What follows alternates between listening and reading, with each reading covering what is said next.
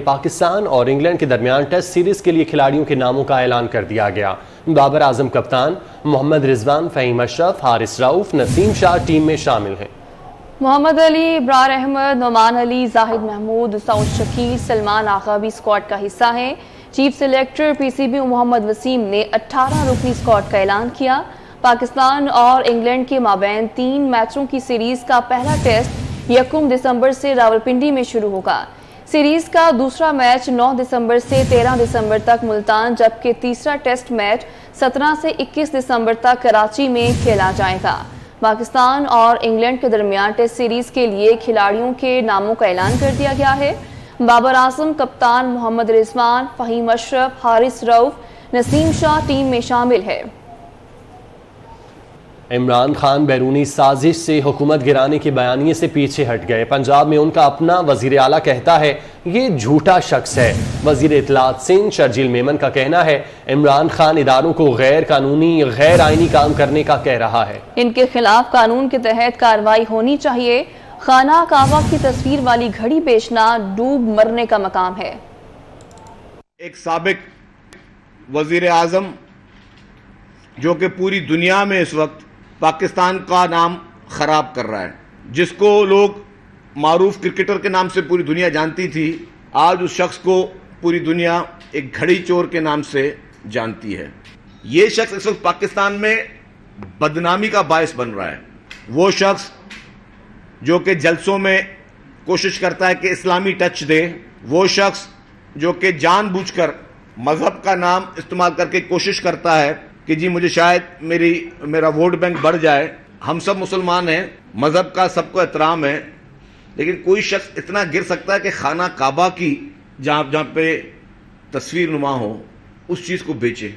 जिसने मार्केटिंग की वो इटालियन शख्स था और ये घड़ी किसी मजहब का शख्स भी खरीद सकता था, लेकिन खाना काबा की जहाँ तस्वीर हो उसको अगर बेच देना ये डूब मरने का मुकाम है।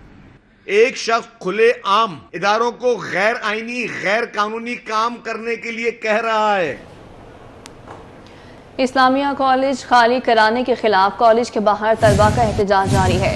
एहतजाज हफ्ते के रोज इस्लामिया कॉलेज पर शेलिंग और लाठीचार्ज और कॉलेज को खाली कराने पर किया जा रहा है। पुलिस और रेंजर्स की भारी नफरी भी मौजूद है। तफसीलात दानियाल सैयद से जानते हैं। दानियाल, डिटेल्स बताइएगा। बिल्कुल, हफ्ते के दिन कराची के इस्लामी कॉलेज में पुलिस की भारी नफरी पहुंची थी और इसको खाली कराने के अदालती अहकामात लेकर आई थी और पुलिस की जानिब से लाठीचार्ज, शैलिंग किया गया, जिसके नतीजे में मुतादिद तलबा ज़ख्मी हुए थे। इसी वाक़े के ख़िलाफ़ इस्लामी कॉलेज के बाहर सुबह से जो कॉलेज के तलबा हैं उनकी जानिब से एहतजाज किया गया। तलबा का मौक़िफ़ है कि गैर कानूनी तरीके से उनको स्कूल कॉलेज की क्लासेस से निकाल कर उन पर शैलिंग जो है वो बरसाई गई। तलबा का कहना है कि अदालती अहकामात हैं तो उन्हें मुतबादिल फराहम किया जाए ताकि उनका मुस्तक़बिल तारीक ना हो सके। तलबा ने ये भी दावा किया है कि वो जल्द अदालत में जाएंगे और इस हवाले से जो है पटिशन दायर करेंगे। जो उनके तलबा ज़ख्मी हुए हैं, महकमा तालीम की जानिब से अब तक कोई अहकामात सामने नहीं आए। तलबा का कहना है कि वो आखिरी दम तक अपने इस कॉलेज की बका के लिए लड़ेंगे। ये जो कॉलेज है सरकार की मलकियत है, इसके ऊपर किसी का हक नहीं है।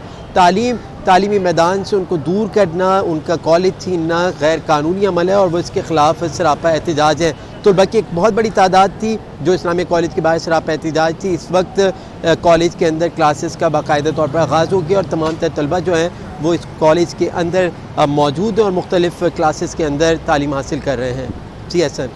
ठीक है दानियाल, बहुत शुक्रिया, आप हमें तफसीलन आगाह कर रहे थे। कराची में इस्लामिया कॉलेज की मलकियत का दावा करने वाली खातून एहतजाज में पहुंच गई। हुस्ना कुरैशी ने मीडिया से गुफ्तगू में कहा इस्लामिया कॉलेज तालीमी मकासद के लिए मेरे दादा ने KMC से लिया था। इस्लामिया कॉलेज की तामीर के लिए मेरे दादा, वालिद और उनके अहबाब ने कसीर तादाद में माली मुआवनत की थी।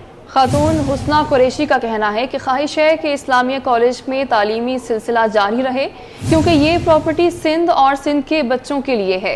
उन्होंने मजीद क्या कहा, ये देखते हैं।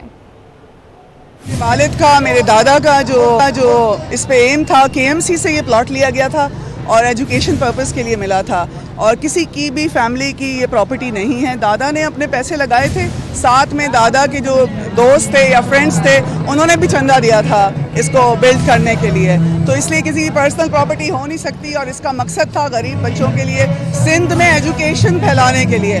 तो 1947 के बाद जब जो हम लोगों की पाकिस्तान में लोग बच्चे सफ़र कर रहे थे, तो उस वजह से मेरे दादा ने ये खोला था, उनका एम था, तो वो एम ख़त्म नहीं होना।